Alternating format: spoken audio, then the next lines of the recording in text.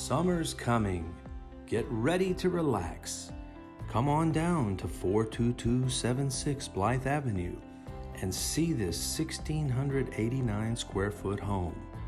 This 3-bed, 2-bath split floor plan presents 2 bedrooms at the front of the home with a shared bath. Here we have the back guest bedroom. In between, a full bath with granite. And then the front guest bed.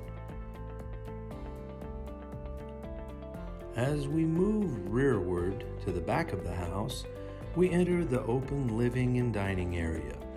The living area has a high ceiling and laminate flooring leading up to a cozy gas fireplace. And check out this view. Imagine cool, breezy evenings on the patio, enjoying this great vista of a scenic little lake that adjoins the back of the property. Makes you want to say, ah, southern living.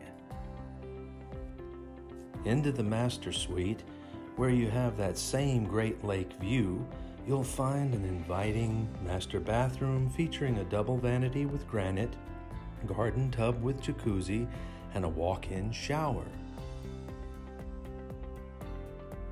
As we end our tour back by the kitchen, we see also the matching granite countertops all around, highlighted by a large breakfast bar.